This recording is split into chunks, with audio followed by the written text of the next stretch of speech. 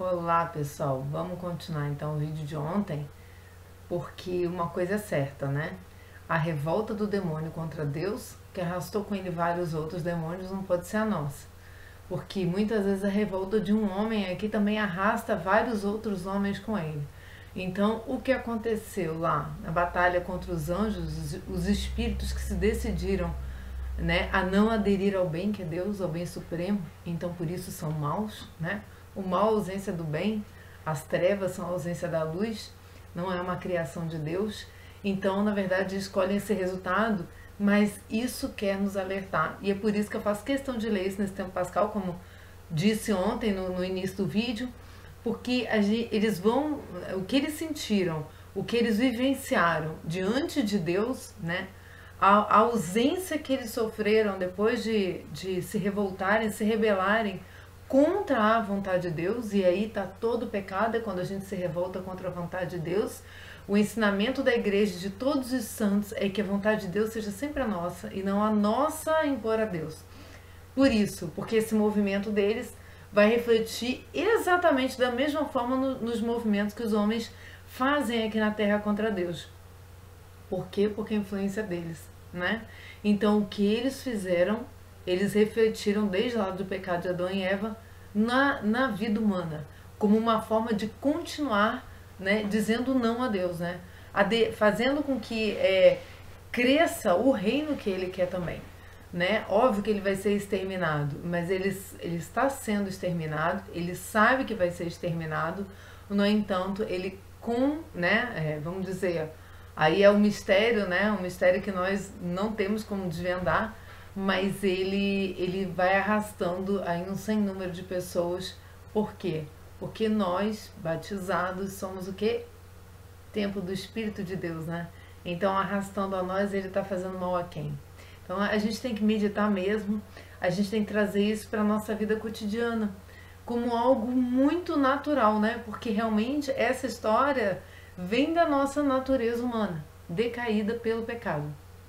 Pecado esse que foi inventado, né? Deus não criou o pecado, a gente sabe disso. Então eu gostaria, né, de convidar vocês a continuarmos aqui meditando sobre essas obras do demônio, mas pedindo a ajuda de São Miguel Arcanjo para que nossa mente, né, seja bem iluminada pela mensagem de Deus, né? Os anjos são mensageiros de Deus. Que a nossa alma seja defendida do maligno, das insídias de Satanás, e que nós amemos, né? Nós tenhamos a vontade de configurar nossa vontade à vontade de Deus, porque essa é a nossa segurança. Então, vamos pedir ajuda para São Miguel Arcanjo. Ele sabe muito bem como aconteceu, não é isso? Em nome do Pai, do Filho e do Espírito Santo. Amém. São Miguel Arcanjo, defendei-nos no combate, cobri-nos com vosso escudo contra os embustes e as ciladas do demônio. Subjugue Deus instantemente, o pedimos, e vós, príncipe da milícia celeste, pela virtude divina, precipitai ao inferno Satanás e todos os espíritos malignos que andam pelo mundo para perder as almas. Amém. Ó Maria, concebida sem pecado, rogai por nós que recorremos a vós.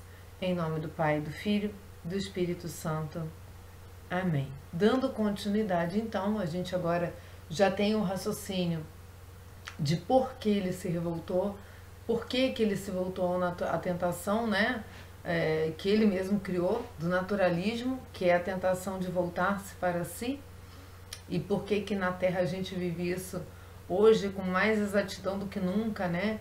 Onde o homem se basta, se autodetermina, porque antes Satanás também quis se bastar, se autodeterminar, ser um Deus para si. Ele, como diz aqui, né, Monsenhor Delasco nos explica, ele aqui está usando a doutrina de São Tomás de Aquino, né, ele usa Santo Agostinho, ele vai fazendo citações aqui, mas ele não tinha intenção de substituir Deus para a humanidade, ele tinha intenção de substituir Deus para si mesmo, né? Mas essa revolta é por quê? Porque a natureza dele, a vida dele, querendo ou não, depende do Criador, né? Já que ele é uma criatura, ele é um ser contingente, como a gente viu na leitura anterior. Então vamos continuar, porque é muito, muito interessante, tá?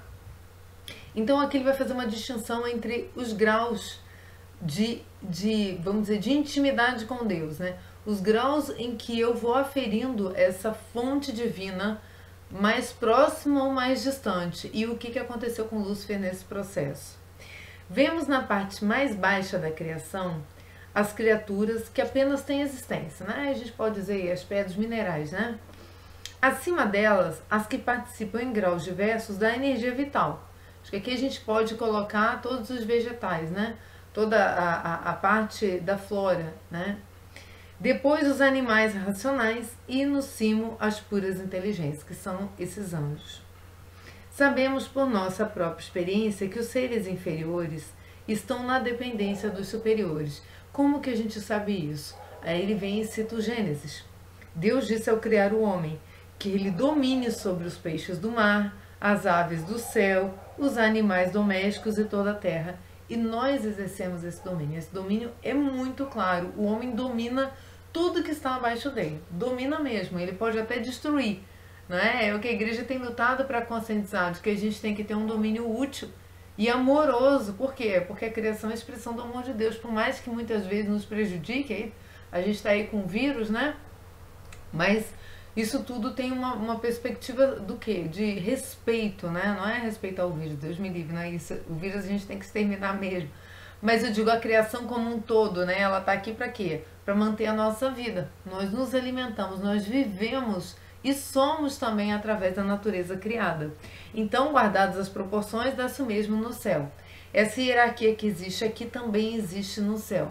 Por isso, quando Jesus nos ensinou a rezar, ele falou: Pai nosso que estais nos céus, né? Que céus são esses? São as diversas moradas que tem, né? Não existe o mesmo grau de santidade para todos, nem o mesmo grau de proximidade com Deus para todos.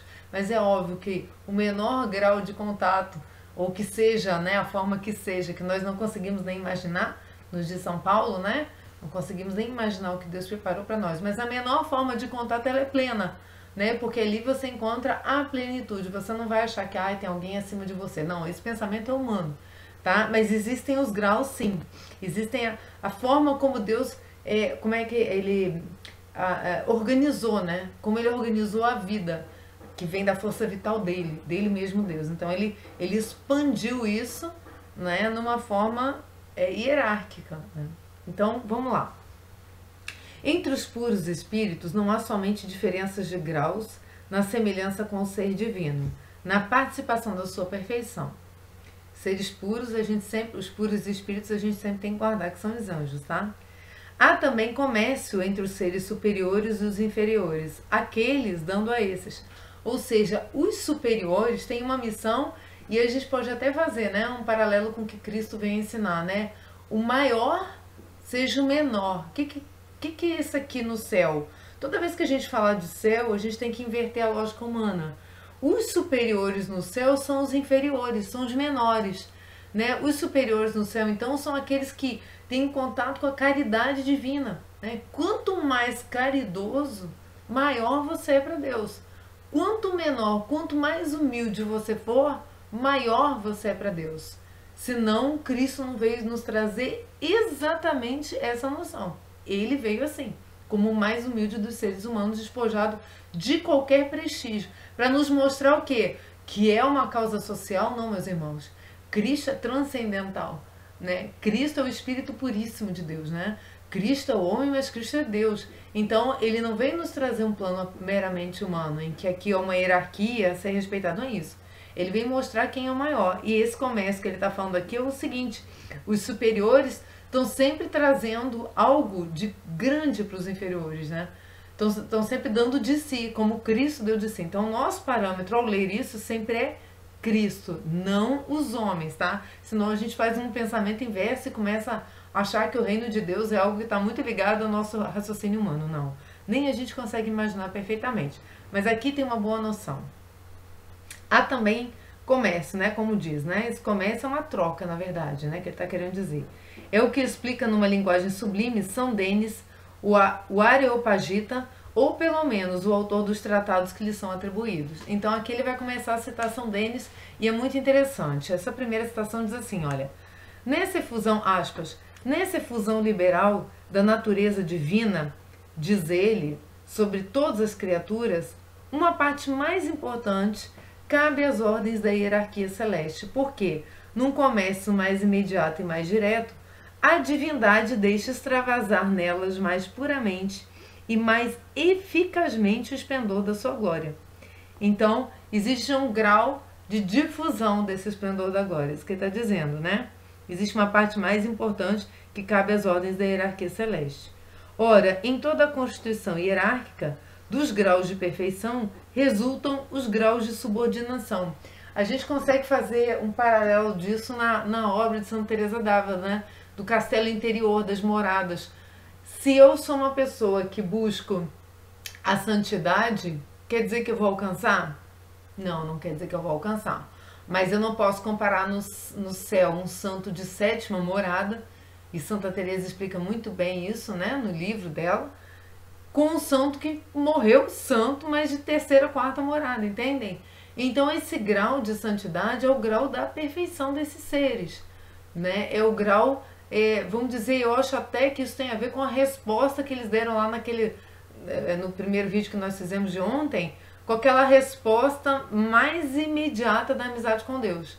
Então, quanto mais imediatamente eu responder ao convite de Deus para ser amiga dele, quanto mais eu me importar com isso, quanto mais eu estiver pronta para fazer a vontade dele, mais santa eu sou, mais perfeita eu morro, né? E aí esses graus são diferentes, né? É diferente daquele que está ali sentado, aí de repente vai lá e faz, né? Ou então de repente diz que vai fazer e não faz. Tem até uma passagem que Jesus dá esse exemplo, né? Aquele filho que diz que vai fazer e não faz, e o que diz que não vai fazer e faz, né? Deus também, ele vai figurando muita coisa para a gente ter um pouco de noção.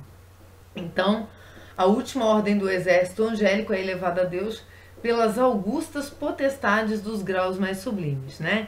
Então, em toda a constituição hierárquica dos graus de perfeição resultam esses graus de subordinação e, vai dizer São Denis, a última ordem desse exército é elevada a Deus pelas augustas potestades, para os graus mais sublimes. E qual é o número? Quais são as faculdades das diversas ordens que os espíritos celestes formam? Isso é exatamente conhecido apenas por aquele que é o adorável princípio da perfeição dessas ordens. Não nos foi dado conhecer.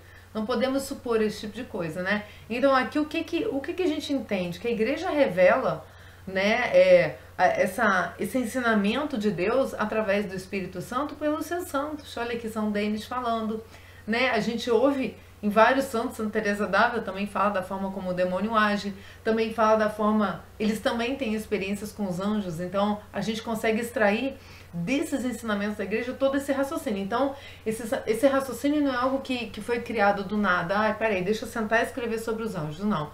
Há todo um modo de vivendi que faz com que a pessoa tenha contato, né, com essas informações, e nós pertencemos à Santa Igreja Católica. Então, quando a Santa Igreja Católica fala, atesta a santidade de uma pessoa, é para ouvirmos essa pessoa, porque ela é o quê? Um referencial de Cristo, né? A pessoa é santa em referência a quem? A Cristo. Então, Cristo é o caminho da nossa santidade, então a gente tem que ouvir, tá? Não é que a gente tem que acatar tudo, mas a gente tem que prestar atenção. Então, essa pergunta que ele fez, isso é só conhecido por Deus. A primeira hierarquia é regida pelo próprio soberano iniciador e ela afeiçoa os espíritos subalternos à semelhança divina. Então, pela lógica, aquela primeira hierarquia é aquela que está mais próxima de Deus. Ela não se comunica a eles através dos excessos de um poder tirânico, mas arremessando-os para as coisas do alto com uma impetuosidade bem ordenada, arrasta com amor em direção ao mesmo objeto as inteligências menos elevadas. Então, quando essas que estão mais próximas de Deus têm esse contato com Deus, elas arrastam. Veja bem que o demônio fez exatamente o sentido contrário. Ele desceu e arrastou também. Não é uma lógica, meus irmãos, porque o demônio levou com eles todos que estavam abaixo dele. E que aderiram, óbvio, não todos, né? Óbvio que foram muitos, mas não todos. Mas ele também arrastou. Deve-se estimar, é sempre São Denis quem fala, ele está aqui sempre tratando São Denis, né? Que a hierarquia superior mais próxima por sua classe do santuário da divindade governa a segunda por meios misteriosos. Então, sempre existe um grau de responsabilidade com aqueles que estão em grau inferior, não é isso? É sempre um serviço, como eu disse ali. Então, por seu turno, a segunda, que engloba as dominações, as virtudes, as potestades, conduz a hierarquia dos principados, arcanjos e anjos, que são os nossos queridíssimos anjos da guarda, né? que são a hierarquia mais menorzinha, né? As que estão mais próximas do ser humano, porque nós já estamos abaixo dele, então na hierarquia menorzinha tem esse grande anjo da guarda, né? Imagina, é a perfeição, né? Ele tá no mesmo estado de plenitude e tá do meu lado. Então é fantástico esse conhecimento da realidade angélica. E este rege a hierarquia humana. Como eu disse, os anjos da guarda regem a hierarquia humana. Então, todos têm anjos da guarda, a igreja ensina que o Vaticano também tem seu anjo, que os países têm seus anjos, né? Que bonito, né? Que os governos também têm seus anjos, muitas vezes não ouvem, muitas vezes são contrários, mas tem. Eles estão regendo uma hierarquia humana, a fim de que o homem se eleve e se volte para Deus e a ele se una. Então vejam, meus irmãos, desde a criação, Deus já predispôs as coisas para que a gente não se separe dele por nada. Ele nos dá todas as ferramentas de bem-estar, felicidade, completude, nada nos falta, como diz Santa Teresa, né? Só Deus basta mesmo. Então a gente tem que viver satisfeito. Ah, mas eu tenho isso, eu tenho tal problema, vai acabar, né? E Deus nos cercou de amor, nos cercou de beleza, nos cercou de amor, colocou seres invisíveis. Imagina a beleza que está à nossa volta, seres invisíveis que nos cercam diariamente. E quando vamos no sacrário, quantos anjos será que tem em cada sacrário? E quando vamos à missa, pode calcular pelo menos o dobro de anjos, né? Um para cada pessoa e mais os anjos que estão naquela paróquia, mais os anjos que estão... Então, gente, é uma pátria celeste que vive com a gente. A gente tem que viver essa realidade, é importante. E assim, por divina harmonia e justa proporção, todos se elevam, né? Um através do outro, até aquele que é o soberano princípio e fim de toda a bela ordenação. Que lindo, né? Deus criou o mundo, ele se expande, pá, né? Se expande. O amor dele vai e domina toda a natureza, né? Domina toda a criação. Ele faz um convite, sejam meus amigos. Então essa expansão vem do centro até as bases, que somos nós somos a base. E na base mais inferior, Deus fez o quê? A imagem de si. Olha como Deus é, né? Olha como a humildade é um valor realmente divino, né? A humildade é o maior valor divino. O rosto de Deus é o rosto da base da criação dele. Ou seja, ele ama da base até a parte mais alta. E a parte mais alta é que tem que mais se controlar para não ferir Deus. Por quê? Porque são os mais semelhantes. Vamos continuar que a gente vai chegar em Lúcifer. Né? Eu não sei, eu já tive pena de Lúcifer, é que ele arrasta muita alma para o inferno e não dá para ter pena dele, né? Mas que pessoa, né? Que criatura mais tétrica, né? Que criatura que não tem inteligência, né? Parece que não tem, foi criado sem inteligência. Então, vamos dizer aqui, olha, ele é chamado, né? Então, ele é chamado dominador supremo. Então, Deus, ele tem essa qualidade de dominar, porque como nós dominamos os que estão abaixo da gente, como está em Gênesis, Deus domina o quê? Tudo, toda a criação. Porque atrai tudo a si como um centro poderoso, como eu acabei de falar, né? E porque comanda todos os mundos e os rege com plena e forte independência, ao mesmo tempo que é o objeto do desejo e do amor universais. Ele é o objeto do nosso desejo mesmo, né? Não tem outro lugar onde a gente encontre tanta paz, né? E tanta certeza, né? A fé é uma certeza a respeito das coisas que se espera, né? É porque é uma certeza a respeito de Deus, a gente sente a presença dele, não é nada emocional. O uso da razão também nos leva a Deus. Então ele rege com plena e forte independência. Deus não depende de nada, nem de ninguém, nem vontade humana, nem vontade de nada pode interferir na vontade de Deus, né? Ele é o dominador. Todas as coisas sofrem o seu jugo por uma natural inclinação e tendem instintivamente para ele, mesmo não querendo estar lá atendendo a Deus, né? E o que o demônio fez? Fez a gente tender para o pecado. Então a dificuldade de passar desse lado para esse lado aqui. Então todas as coisas sofrem seu jugo, querendo ou não, todas, nada deixa de sofrer seu jugo. Haja vista Jesus nos evangelhos expulsando os demônios. Lembra disso? Só um olhar, eles tinham medo de Jesus, né? Nazareno, o que queres conosco? Né? Eles tinham medo, né? Porque sabiam que já tinham sido subjugados, né? E que Cristo estava ali justamente para exterminá-los, né?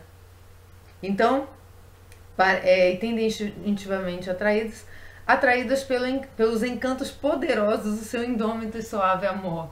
Né? Deus não tem uma coisa louca de atrair, não. Ele ali se coloca, né? Ele está sempre se oferecendo, né? Cristo na cruz foi ali se fazer o quê? Pão e vinho, né? O pão e vinho se transformando em carne, né? Desde o começo a carne, deu de beber seu sangue. É sempre uma oferta, né? Parece até que é uma oferta, é um holocausto, não, mas aí já vem do povo antigo, né? Do povo judeu, né? E da forma como Deus tinha feito aquela aliança com aquele povo, mas em Cristo tudo é revelado. Então, por mais grave, né? E por mais abjeta que tenha sido a condenação de Cristo, né? E isso a gente pode dizer humanamente falando, ainda mais quanto a Deus. Mas é suave no sentido de que ele não obriga ninguém a comer sua carne e beber seu sangue. Ele se oferece. Aí está a suavidade de Deus, né? É uma brisa suave mesmo, mas é uma brisa sem a qual nós não respiramos. É um amor sem o qual nós não amamos. Nós fazemos simulacros das coisas, mas não amamos.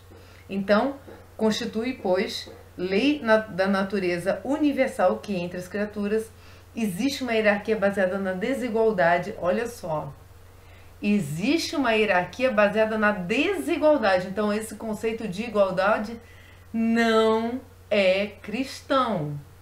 Uma coisa é a igualdade civil. Agora eu vou falar como advogada. A igualdade civil é que a lei, ela subjuga tanto o Estado quanto subjuga os seus, né, os seus civis. Preciso que ela atinja todos de forma igual. Esse é um conceito de igualdade válido, que Deus quer, que nós nos tratemos como iguais, especialmente aqueles que são postos à margem da sociedade, porque também têm a mesma dignidade, não lhes pode faltar a dignidade humana também. E especialmente com relação ao direito à vida, né? Aqueles que ainda nem nasceram, que não podem nem falar que estão no ventre e são arrancados do ventre de suas mães, né? Por elas mesmas. Então, Deus ele contempla toda a dignidade. No entanto, a desigualdade, ela faz parte da criação, né? Eu posso pegar e tendo em vista até o que, né? A gente, com relação aos animais, eu não posso ser comparado a um animal. O animal não pode ter o mesmo direito que eu. Apesar dele ser merecedor de direitos, sim, a uma vida, e importa para nós, tem que ter limites, não pode haver crueldade nem maldade com a natureza, mas uma coisa não se confunde com a outra, concordam?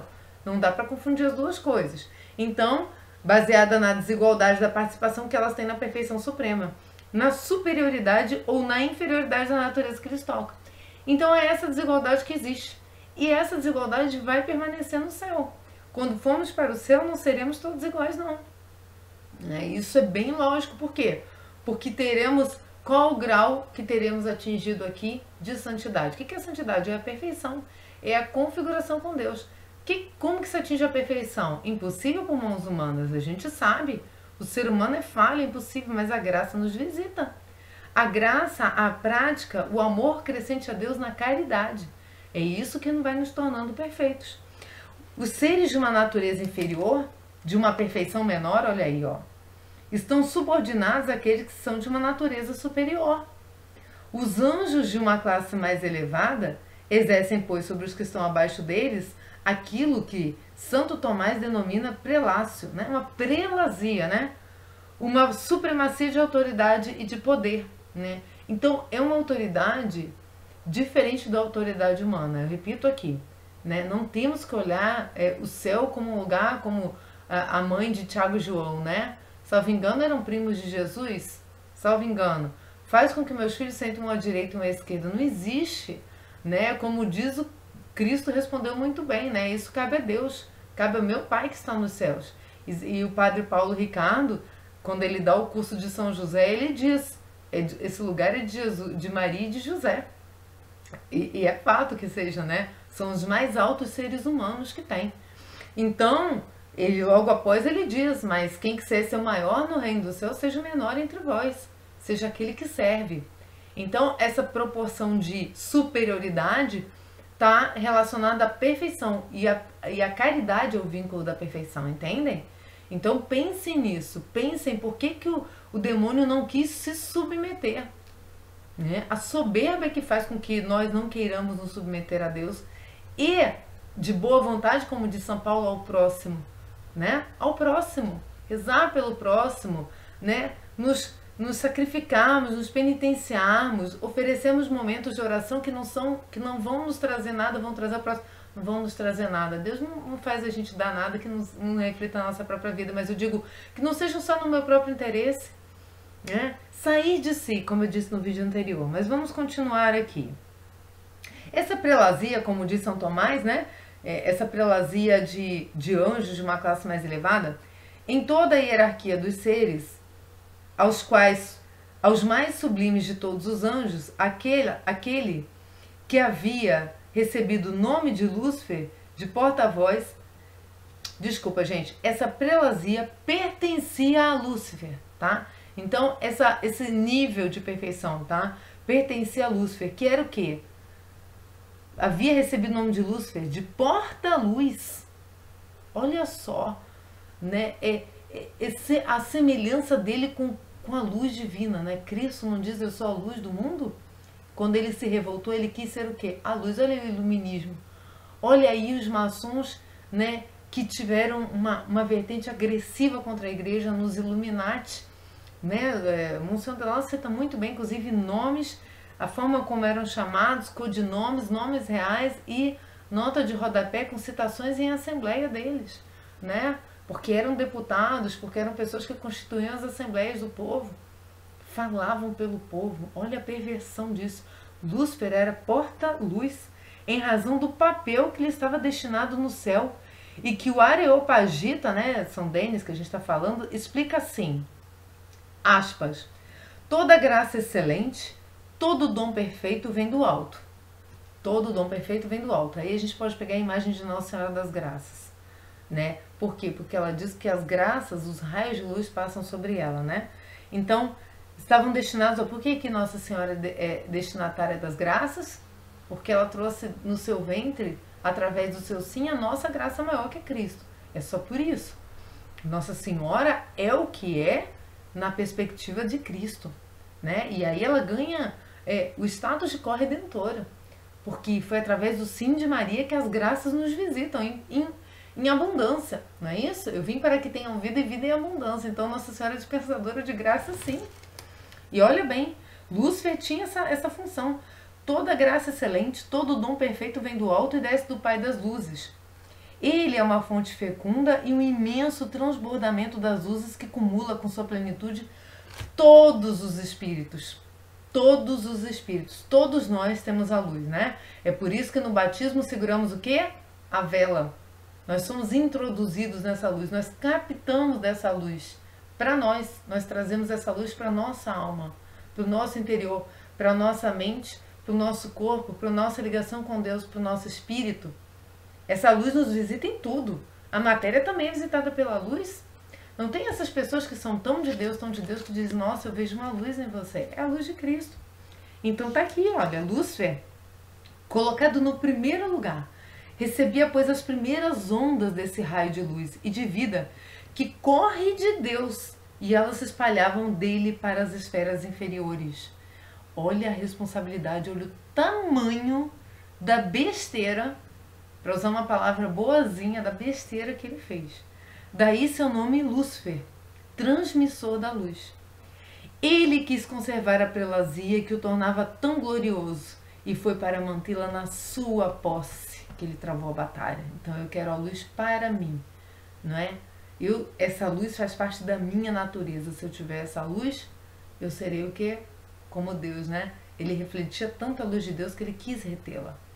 E aí que está um pecado que nós temos, né? Recebemos a graça, sermos agradecidos e não dividirmos a graça com os outros. Não, toda graça que a gente recebe, meus irmãos, vamos fazer essa prática. Que ela passe por nós. Ela deixe o seu feliz, né? O seu agradável odor, mas passe por nós e atinja os que estão próximos a nós. Pela ação de Deus, não pela nossa. Mas que peçamos a Deus isso, que as graças nos atravessem. Não façamos que nem Lúcifer, né? Que quis reter esse poder. Então, Santo Agostinho, que denomina Satanás perverso sui amor, diz que no seu pecado ele amou o poder que lhe era próprio. Lúcifer só se amava, só tinha amor por si mesmo. Entre aspas, né? Porque amar a si é como? Através de quem? Como é que eu tenho a referência do amor? Na fonte, a fonte é Deus. Então isso não é amar a si. Isso é amar a expectativa que tem do que você pode ser para si mesmo. E você não pode ser nada para si mesmo sem Deus. Sem mim nada podeis fazer, nem ser algo para si mesmo. Então Lúcifer faz com que a gente queira ser algo para si mesmo. Com que a gente seja esses rebeldes sem causa. Por que sem causa mesmo, meus irmãos? Poxa, Deus deu a faca e o queijo na mão para a gente estar com Ele. Que causa você tem que pode te afastar de Deus? Nada nos separará do amor de Deus, de São Paulo. É o que? É uma doença, é uma tristeza, é uma depressão. O que te separa do amor de Deus? Nada. Não é? Então Lúcifer foi, né, o ser humano mais burro e injustificável que existiu na face da Terra. O ser humano, olha aí, o ser humano. Né? Mas tem um monte de Lúcifer aí que é ser humano. É a criatura mais, né, mais destituída de razão. Né? Bastava a razão para ele entender. Então ele quis conservar esse poder enquanto seu pecado transferia a outros. Ou seja, por querer conservar que ele perdeu. Não é isso que Jesus ensina? Quem quiser guardar a sua vida, perdê-la-á. Mas quem perder por minha causa há de ganhá-la. Gente, tudo se reflete com perfeição, não é não? Quando a gente vai lendo, né, Deus, o Espírito Santo vai nos iluminando, não faz todo sentido isso? Que Lúcifer acabou transferindo o seu poder para os outros. Como consequência do pecado que ele e seus discípulos acabavam de cometer, uma nova distinção era estabelecida entre os puros espíritos e uns eram sobrenaturalizados e outros não. Lúcifer foi destituído dessa sobrenatureza. O que é a sobrenatureza? É a ligação com Deus. Eu só sou sobrenaturalmente viável se eu estiver com Deus. Senão eu conheço o quê? A morte. Quem disse isso? Cristo.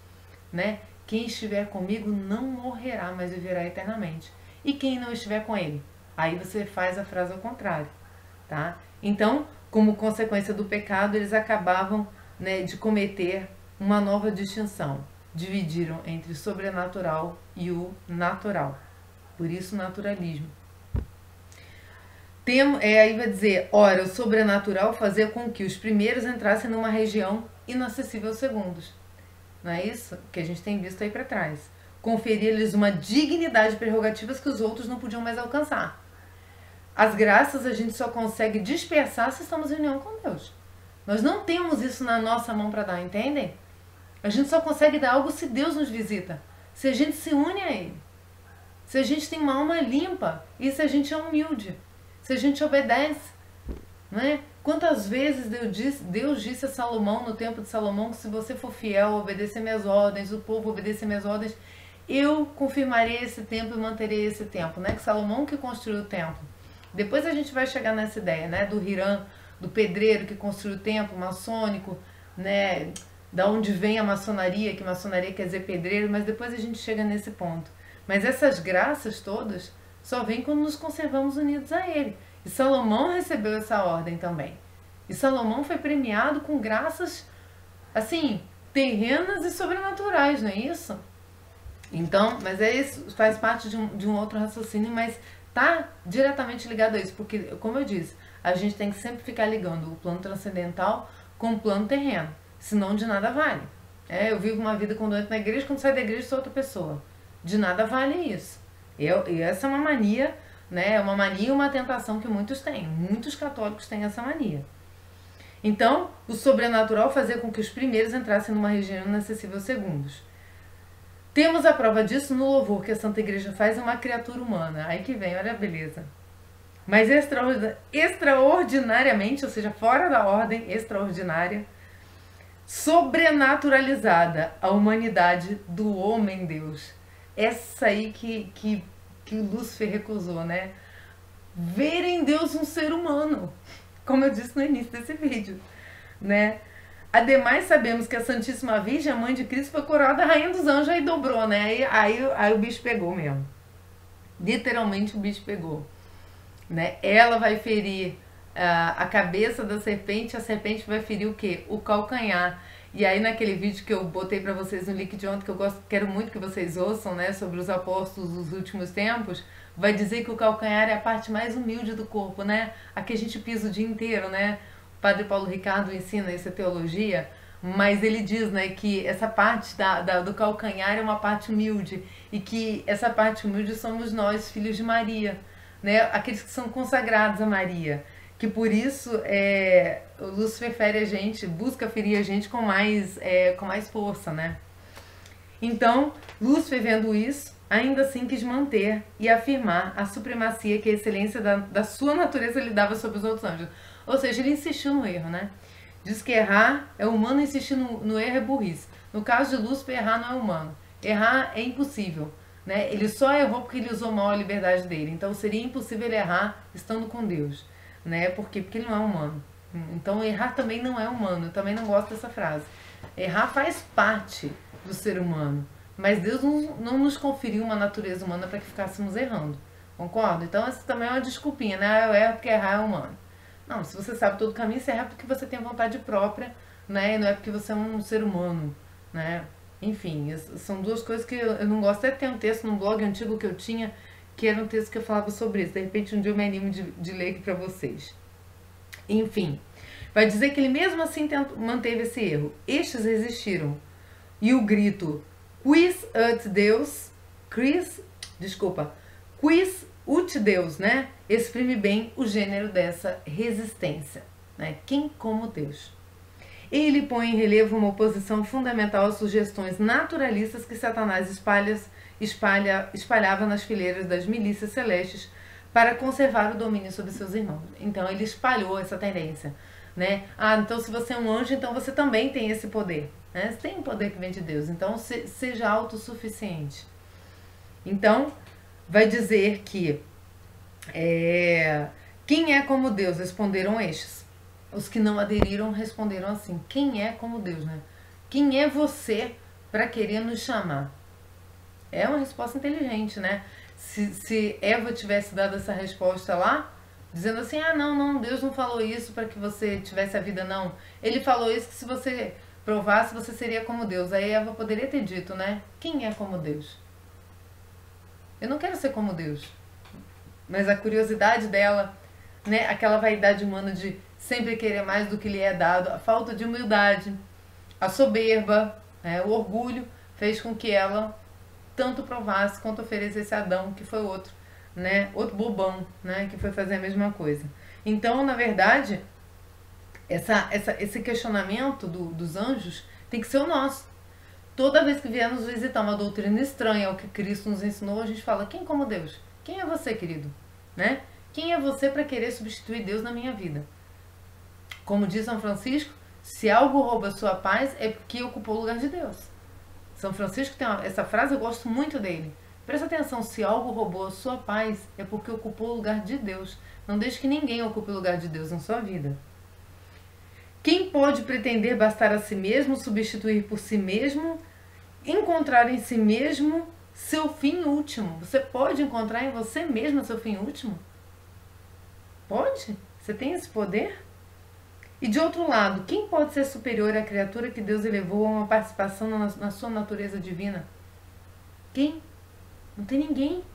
Deus, que está acima de tudo, dá à criatura a qual ele se une pela graça uma dignidade que eleva acima do que quer que exista no mundo da pura natureza.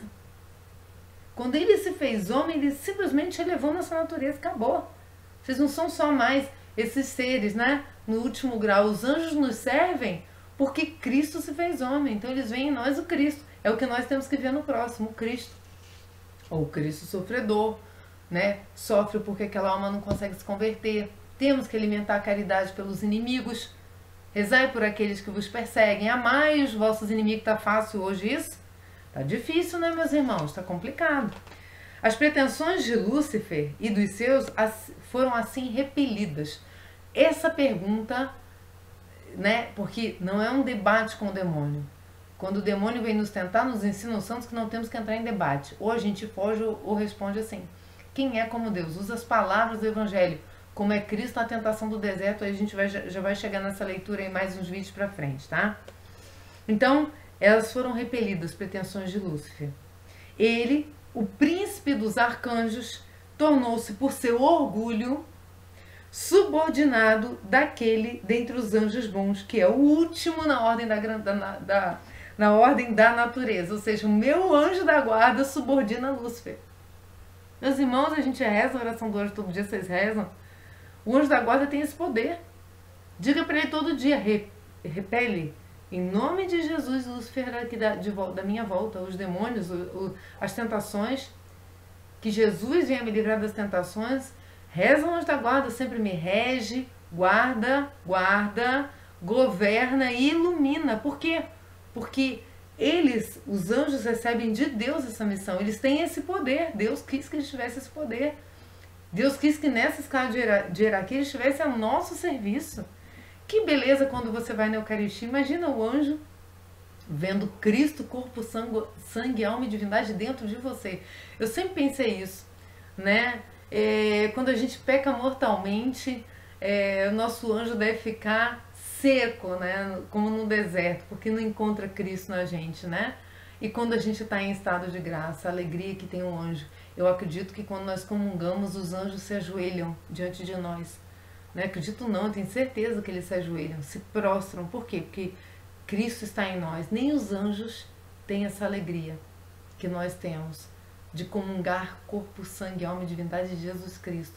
Entendem a que categoria Deus nos elevou? Quer nos elevar? Entendem que missão belíssima dos anjos da guarda da gente? Como a gente tem que ser grato cada instante da nossa vida e pensar neles a cada instante, a cada problema e a cada alegria da nossa vida? Porque os anjos bons, né, eles subordinam, né, os menores anjos subordinam Lúcifer e seus anjos. Que beleza! E aí eu termino esse trecho, né, com esses pensamentos dessa revolta de Lúcifer, e a gente já começa a fazer uma resposta perfeita, né? Perfeita ao Cristo ressuscitado, porque ele ressuscitou justamente para derrubar toda essa ideia. É através de Cristo que o combate é começado. E é por isso que Maria, a arca da nova aliança, ela marcha, né, como um exército em ordem de batalha.